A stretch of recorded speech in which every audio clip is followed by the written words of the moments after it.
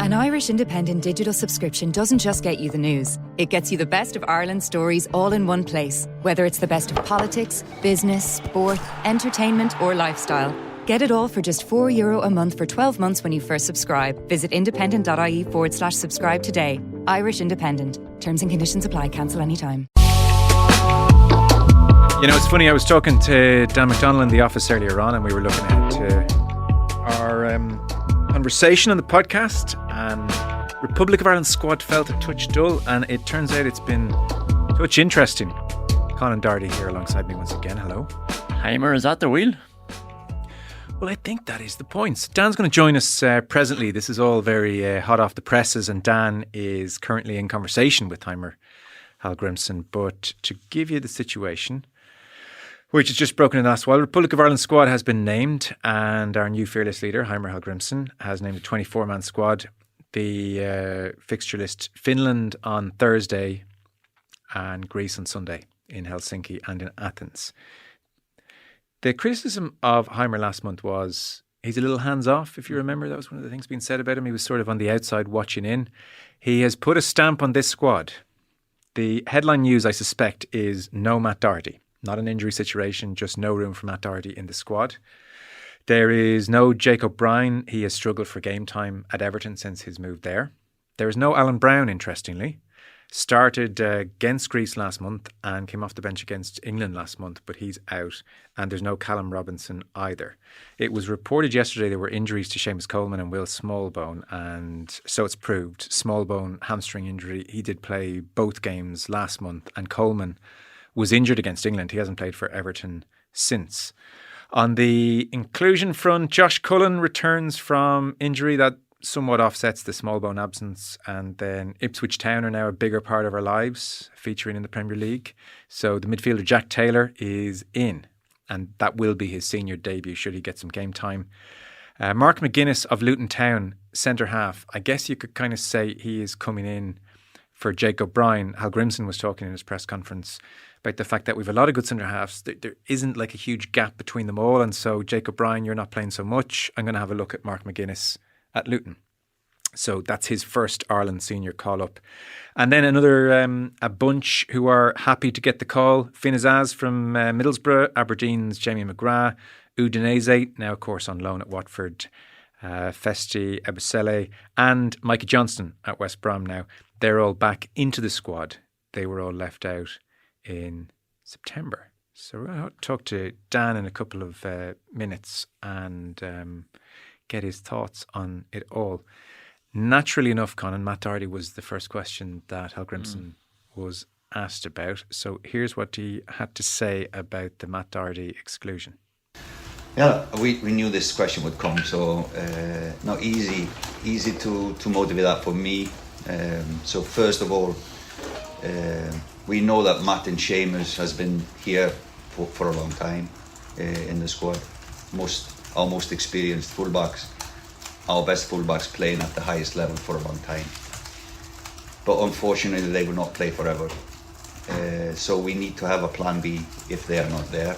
So my job is to get this team to the World Cup in US 2026.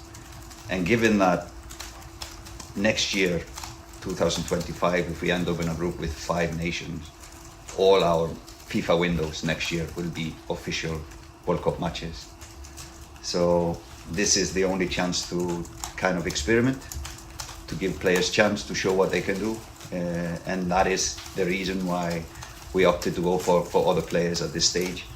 I called Matt yesterday. Obviously, he deserves for an explanation. He was not happy, of course. He wants to play every game for Ireland, but I just ensured him that it's not like we are leaving him out. We're just testing other players. I think because of his experience as well, not to bring him in to have him on the bench. It's better just to give him this camp off. So it's interesting. Not fully buying that explanation, I think. So if you remember, just to jog the memory, even against Greece most recently, it was a really atrocious Matt Doherty moment for the second goal where throw in near side as the camera looks slightly to our left and around halfway, and Matt Doherty had his man and decided just sort of to play offside, even though he wasn't even last man back. And his man said, okay, thanks very much, and ran in on goal. And Doherty didn't even seem to panic and run back. It was just a really odd moment. And Stephen Kelly on RTE, if you remember, he was a very fair judge. I don't think Stephen Kelly's in the business of trying to eviscerate anybody. He was asked by Joanne Cantwell about the goal, and here's what he had to say. Listen, I'm not one for calling out a player and saying it's bad, but this is awful. This really is awful.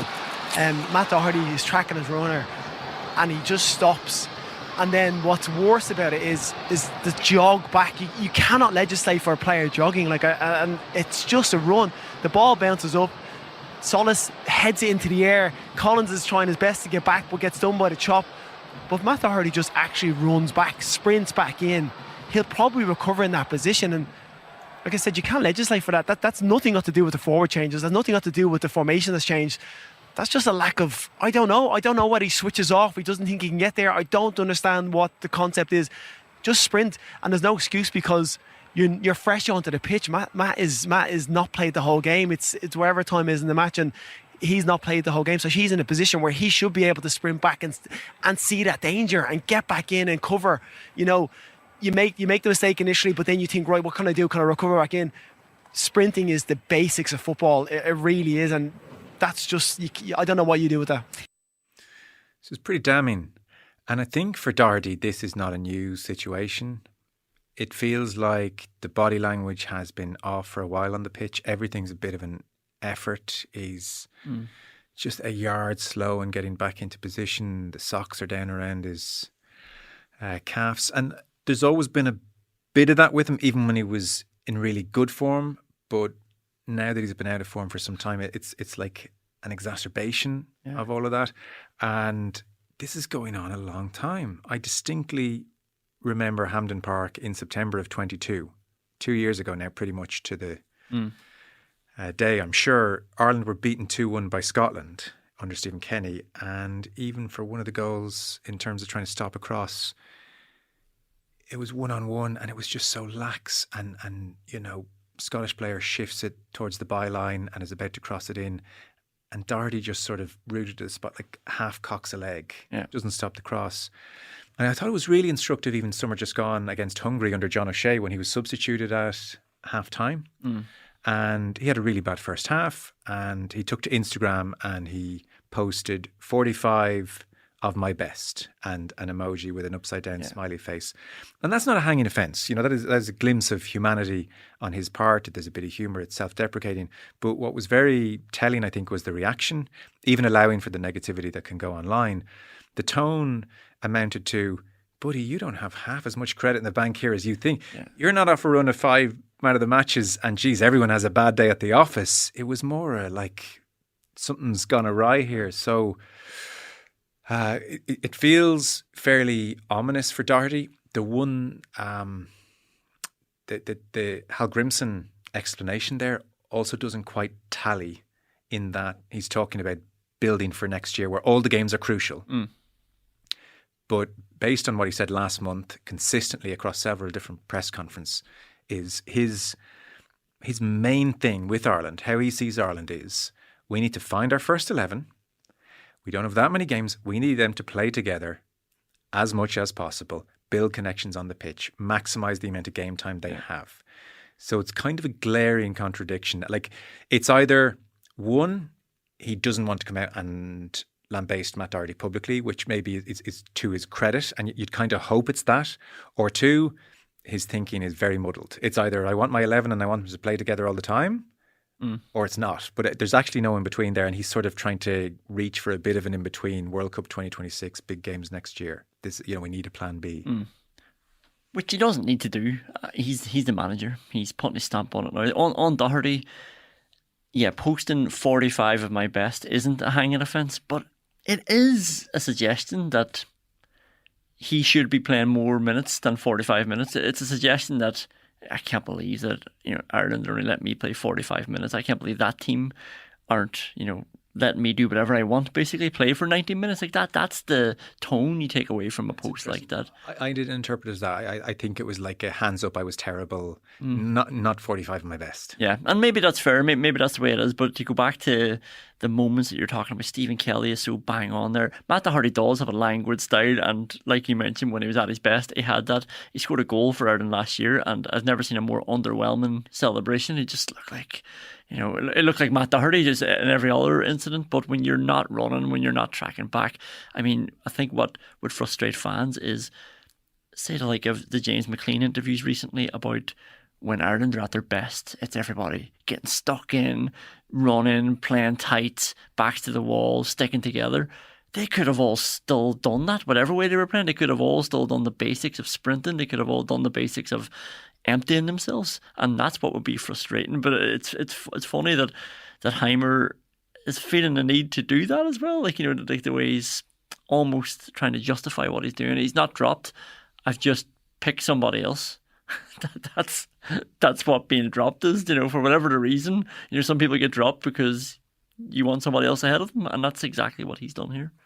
Dan McDonnell is with us. Afternoon, Dan. Afternoon, lads. So we're starting with the headline, the Doherty dropping, but he's not dropped. We've played the listeners the Hallgrimsson explanation, and also Stephen Kelly, for instance, eviscerating Doherty reluctantly on TV after the mistake against Greece last month. If it looks like a dropping and quacks like a dropping, etc. Oh no, he's been dropped. He's absolutely been dropped. I mean, there was a lot of speculation last month that he was going to be dropped. I think this isn't a massive surprise, really. I thought it was interesting. You can tell a lot about maybe the views of earlier this year. The views, of around the Ireland camp earlier this year from what happens in the Virgin studios. And I think Brian Kerr at one stage said he was surprised that Doherty played against England. Make of that what you will, but it gave the suggestion he was on shaky enough ground within that group. And obviously, as we know, John O'Shea's been quite influential. I know Dan Whelan was quite very critical of the players. And look, there is a feeling that Matt Doherty probably wouldn't have been winning maybe a popularity contest with the interim team, I think. And Hallgrimsson has gone that step further now, I suppose, by just dropping it completely. And of course, the fact is, I mean, Seamus Coleman is out, so there might have been a possibility that would offer him a reprieve. I think I might have suggested it last month that Doherty was vulnerable for October, but Coleman's injury might save him. It hasn't. So, the excuse to me is just a diplomatic way of dropping someone. Either that, or we have another manager who doesn't think the Nations League is that important, which would be slightly worrying, because I think if anything we've learned from recent years is that the Nations League is very important and it's not a time to experiment. But clearly in his eyes, it's the way to plan for a future without Matt Doherty. Do you have any sense of why Matt Doherty has lost his way, Dan? Not particularly, no. I mean, I heard a bit of your chat there, and like he does have this style. Like he is, I mean, I suppose he is like what he's 33 in January. At his best, he was. I know he spoke a lot about changing his diet. at Wolves. I mean, Matt Doherty's career, his career is a massive success story. Like he was an average championship player for the bulk of his 20s. Portugal, the Portuguese Revolution at Wolves, he survived it. When others fell away, and he sort of evolved and seemed to like a lot of the training and sort of almost a continental style player who'd been lingering in the championship all along. Gets a big move to Spurs for the Mendes connection that comes up from Wolves, which is unusual, I guess, as well. I thought at times in Spurs he was flying, but I don't know. His body language is never going to warm the hearts of those. And there are Irish fans who would prefer our players to run around aimlessly sometimes and just tackle people.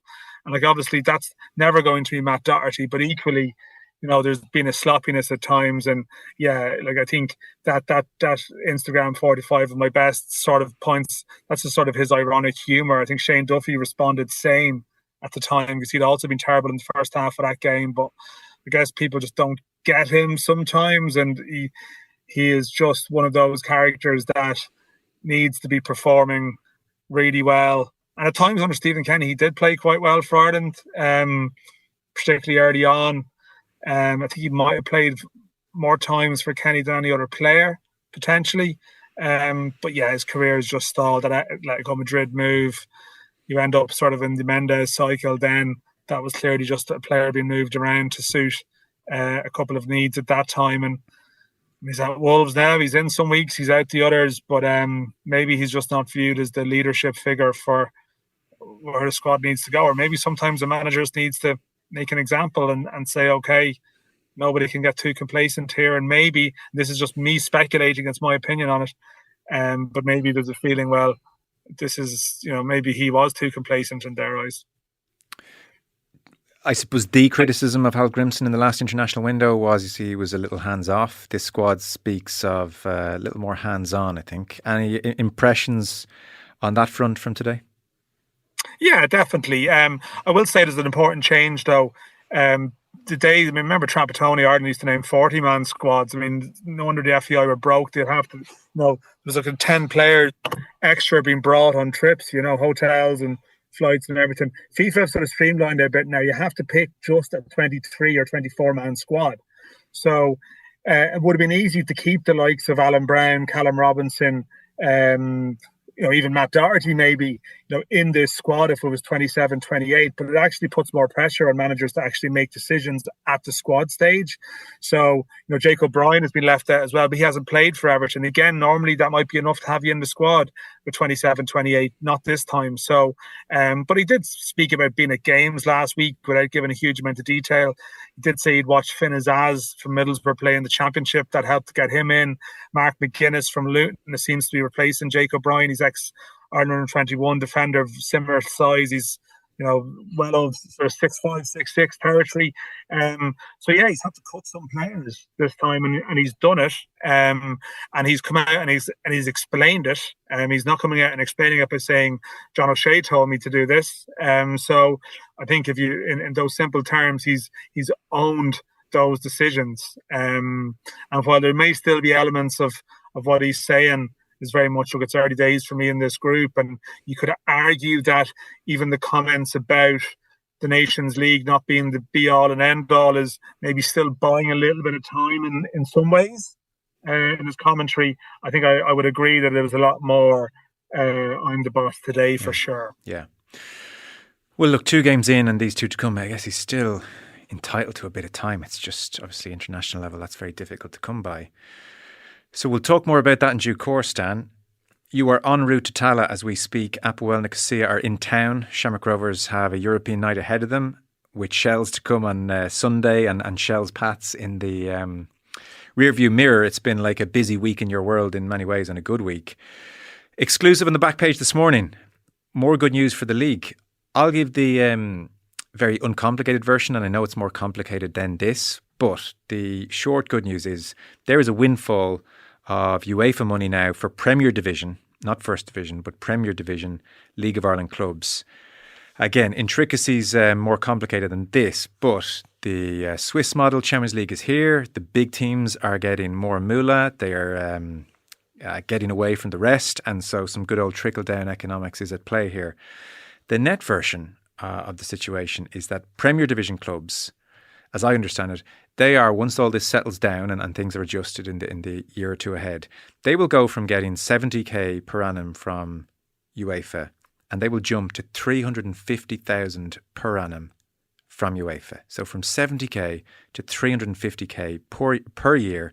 Thank you very much, UEFA. Who needs a Brexit adjustment fund when you've got this kind of good stuff coming down? Well done again, the story. It's a big story for a Premier Division club. That's serious, no?